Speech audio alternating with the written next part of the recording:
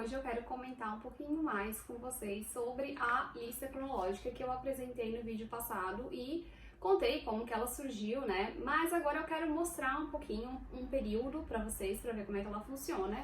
E eu escolhi, então, o período de vida do Leonardo da Vinci para juntar o útil ao agradável, né? Então eu vou escolher o período de 1452, que é quando ele nasce, até 1519, que é quando ele morre. Então, vamos procurar aqui 1452, aqui.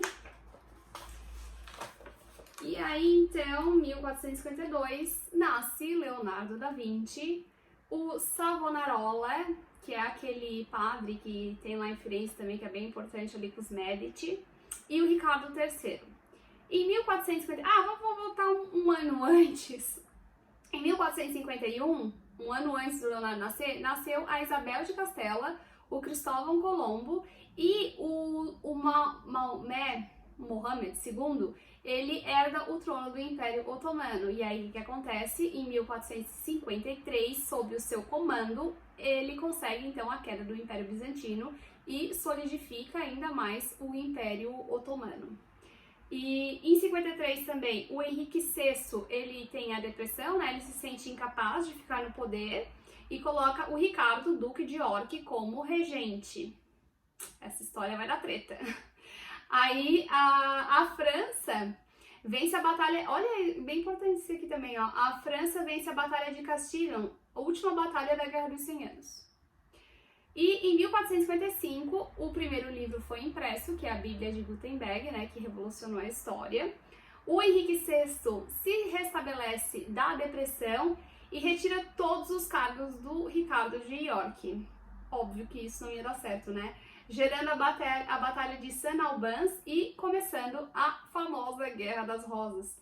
Eu nunca tinha me dado conta que o Leonardo é contemporâneo do início da Guerra das Rosas. Eles nasceram quase juntos, né? Uma questão de 3 aninhos de diferença.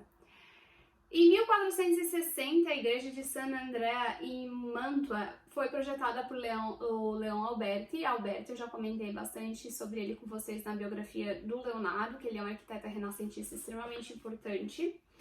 E também, aí comandados por Ricardo Neville, que não é o mesmo Ricardo de York, né? Mas ele que faz toda essa... Ele tá por trás ali também dessa questão da Guerra das Rosas. Comandados por ele, os Yorks conquistam Londres. Porque lembrando, né, a Guerra das Rosas é ali a disputa entre a casa de York e a de Lancaster. Aí em 1461 morre o rei Carlos VII, lá da França, e inicia o reinado do seu filho Luís XI. Ó, achei um errinho aqui de digitação de uma data, porque continua 1461 e vou arrumar para a próxima edição. E o Henrique VI foi deposto, porque os Yorks já conquistaram Londres, né, e foi aprisionado na Torre de Londres. E então o Eduardo de York, que é primo do Henrique e filho do Ricardo de York, torna-se Eduardo IV, rei da Inglaterra, o primeiro rei de York da dinastia Plantageneta. 1464 morre o Cosimo de Medici e é quando o Leonardo vai para Firenze, morar para lá. Acho até que dá para acrescentar isso aqui, né? Vou acrescentar. Então tá, continuando. Em 1466 nasce o Erasmo de Roterdã. O Erasmo de Roterdã tem um livro famosíssimo, que é este aqui, Elogio da Loucura, que ele critica bastante a Igreja Católica. Eu ainda não li, mas tenho bastante curiosidade a respeito desse livro para saber o que ele conta. E morre o Donatello. Em 1467 começa o período Sengoku, que significa país em guerra. É o período com a guerra civil mais sangrenta da história do Japão. Eu conheço pouquíssimo sobre a guerra do Japão, sobre a história do Japão e dos países orientais, mas algumas coisas aqui mais importantes eu pontuei ao longo da lista.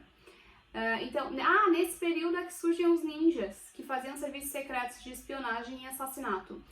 Gente, apesar de eu ter feito a lista, tem muita coisa aqui. Eu não armazenei todas as informações, porque faz o quê? Eu terminei ela em fevereiro, se eu não me engano, fevereiro ou março. Então, assim, eu não guardo, né? Eu também, justamente por isso que eu fiz ela, né? Esse foi um dos motivos, inclusive.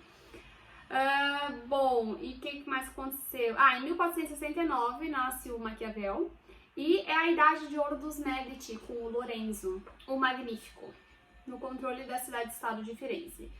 Nesse mesmo ano, Fernando de Aragão e a Isabel de Castela se casam e começa o processo de unificação da Espanha, porque a Espanha ainda era vários reinos, né? Aí então o casamento dos dois vão juntar os dois reinos e começa a unificar.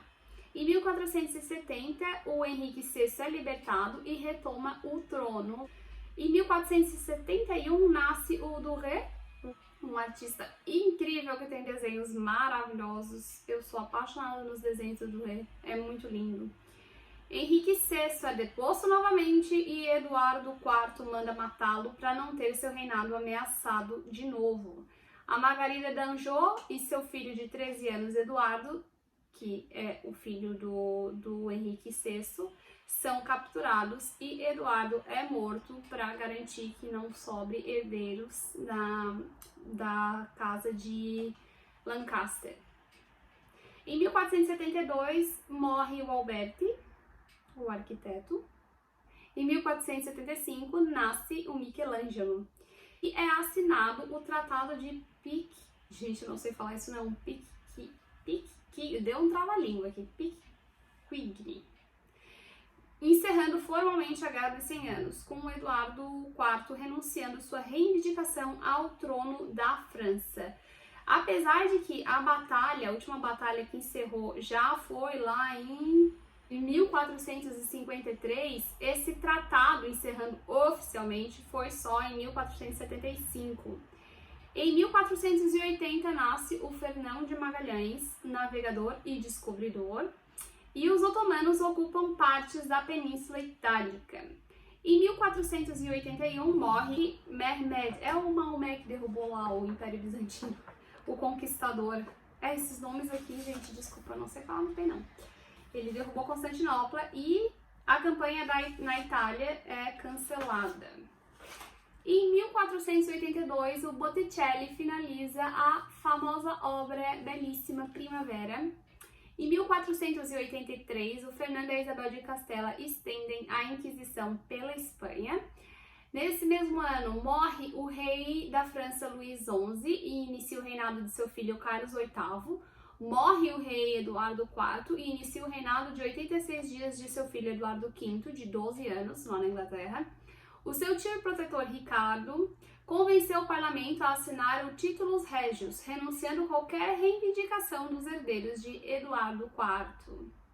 Ricardo torna-se o rei Ricardo III, o último rei da casa de York, que prende o Eduardo e seu irmão na Torre de Londres, gerando a lenda dos príncipes da Torre.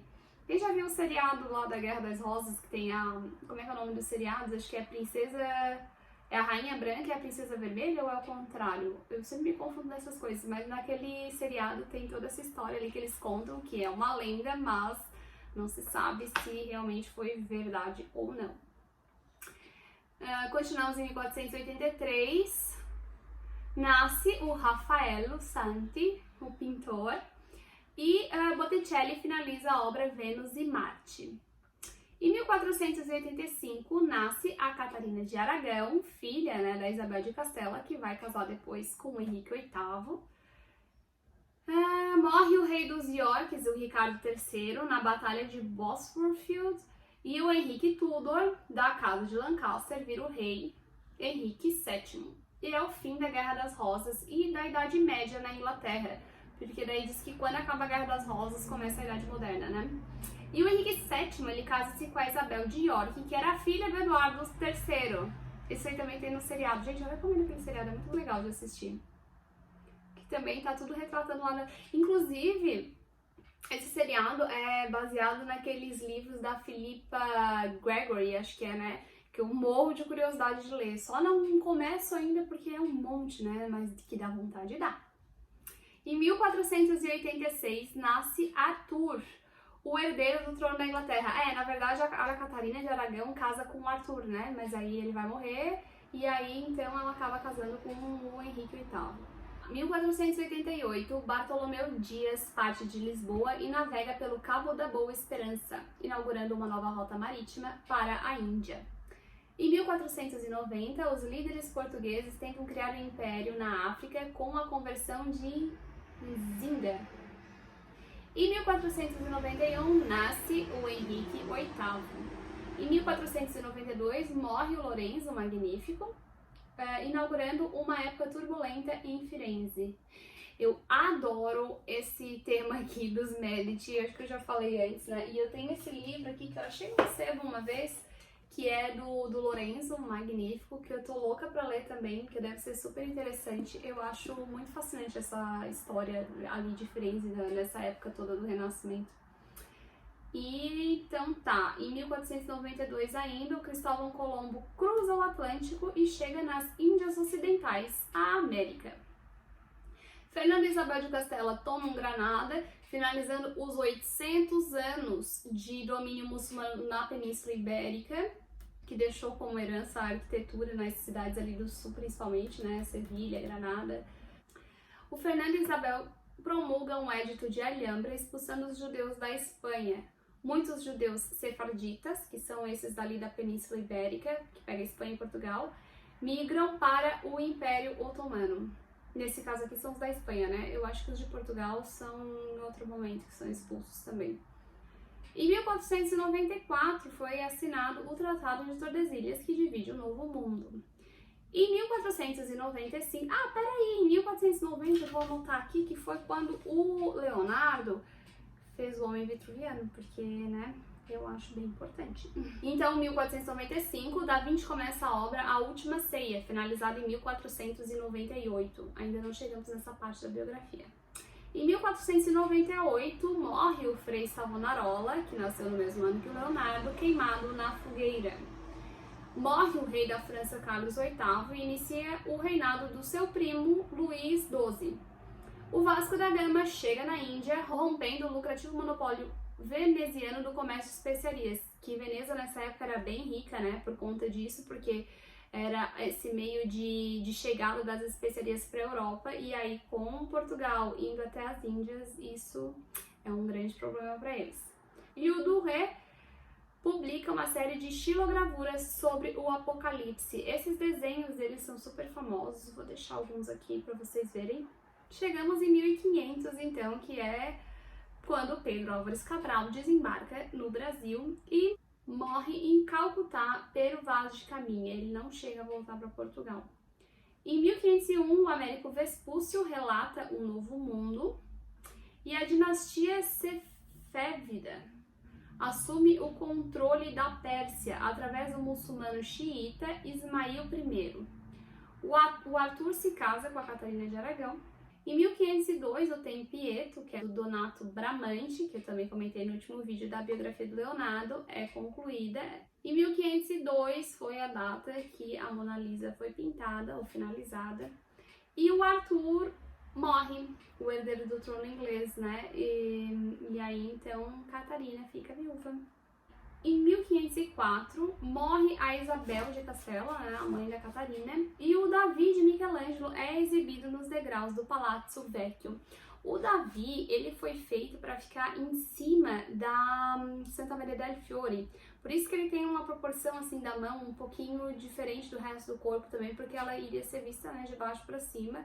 E aí acabou que eles acharam muito, se eu não me engano foi isso, eles acharam ela muito bela para ficar exposta lá em cima e decidiram então levar para o Palácio Vecchio. Onde paramos? 1506. Morre o Cristóvão Colombo, navegador e descobridor. O Papa Júlio II cria a Guarda Suíça para proteger o papado. E acontece um massacre de judeus em Lisboa que matou 3.000 pessoas. O romano Felice de Freddi descobre a estátua Laoconte, que é essa daqui, em sua vinha nas antigas termas de Tito. Se não me engano também, o Napoleão depois vai passar a mão nessa estátua aqui. Em 1508, o Papa Júlio II contrata o Michelangelo para pintar o teto da Capela Sistina. E nasce o Andrea Palladio, que é outro arquiteto também bem importante para a época. 1509, a obra Elogio à Loucura, do Erasmo de Roterdã, critica a igreja, então é quando ele lança o livro. Morre o Henrique VII, e então começa o reinado do Henrique VIII. E ele se casa com a Catarina de Aragão. Os portugueses vencem os muçulmanos na Batalha de Dil. Gente, essa batalha é incrível, vocês já viram sobre ela? Eu vou deixar o link aqui embaixo do Impérios AD, eu adoro esse canal, foi meu marido que me apresentou. E eu vou deixar aqui embaixo sobre essa batalha e recomendo que vocês assistam todos os vídeos desse canal, que são excelentes. E então, os portugueses vencem e tornam-se um império global. Em 1509 também o relógio é inventado em Nuremberg. 1510, o Rafael conclui o afresco mais famoso, que é a Escola de Atenas. Eu adoro essa obra. Morre o Botticelli. Hieronymus Bosch finaliza o Jardim das Delícias. Gente, essa obra é muito doida, né? Vou deixar aqui para vocês verem, lembrarem qual que é. E criatividade. O Henrique VIII executa o Sir Ricardo Empsall e o Edmundo Dudley por traição. Começou. 1511, a Espanha toma Cuba com Diego Velázquez. Claro que esse não é o pintor, é outro. E nasce o Giorgio Vasari, o arquiteto e pintor que fez este livro aqui que eu já comentei com vocês também, né? Que tem várias biografias de artistas e arquitetos notáveis da época, mas, gente, são artistas que a gente não conhece a maioria, tá? Eu sei que tem muita gente interessada também nesse livro, mas esse livro eu recomendo para quem realmente gosta do assunto. Eu vou até fazer um videozinho mostrando sobre ele, porque ele é um livro assim um pouquinho mais caro, né? E ele não tem imagem, é só escrita mesmo. Então eu vou mostrar para vocês conhecerem um pouquinho melhor sobre este livro. Então, em 1511 nasce o Vasari. Em 1512, o Michelangelo finaliza a obra-prima no teto da Capela Sistina. Em 1513, o Juan Ponce León chega em uma terra que batiza de La Flórida e reivindica oficialmente a Flórida para a coroa espanhola. A Batalha de Flodden, comandada pela rainha Catarina de Aragão, deixa o rei Jaime IV e quase toda a nobreza... Olha, achei um errinho de digitação aqui também. Quase toda a nobreza escocesa morta. Essa batalha aqui é bem interessante também. Acho que tá no mesmo seriado que eu recomendei antes. E porque a mãe da Catarina, ela lutava sempre também, ela ia nas guerras e tal. E então a Catarina herdou isso da mãe e foi pra batalha. Que o Henrique VIII, eu não me lembro por que ele não tava. Mas aí ela vai, comanda o exército ali e vence a batalha. E aí o Henrique VIII se declara dono da Escócia. Vasco Nunes de Balboa avista o Pacífico pela primeira vez. 1514, morre Donato Bramante, o arquiteto. O rei Luís XII se casa com a Maria Tudor, que é a irmã do Henrique VIII. Já era bem mais velha do que ela. 1515, morre o rei Luís XII e inicia o reinado de seu primo e genro, Francisco I, que logo se torna patrono do Renascimento na França e inicia uma magnífica coleção de arte dos reis franceses. E é ele que vai chamar o Leonardo para ir lá para a França. E o Leonardo morre lá, próximo ali do rei, né? Então estamos em 1515. O Francisco I derrota os suíços na Batalha de Marignano. E nasce a Santa Teresa d'Ávila. Em 1516, o Carlos de Habsburgo, duque de Borgonha, assume o trono espanhol como Carlos I, e também o Thomas More lança o Utopia, famosíssimo também, né? Que o Thomas More vai ser executado pelo Henrique VIII. Em 1517, o Lutero prega as 95 teses na porta da igreja do castelo de Wittenberg. O Império Otomano dobra de tamanho sob o comando de Selim I. 1518, o Carlos I se torna Carlos V do Sacro Império Romano.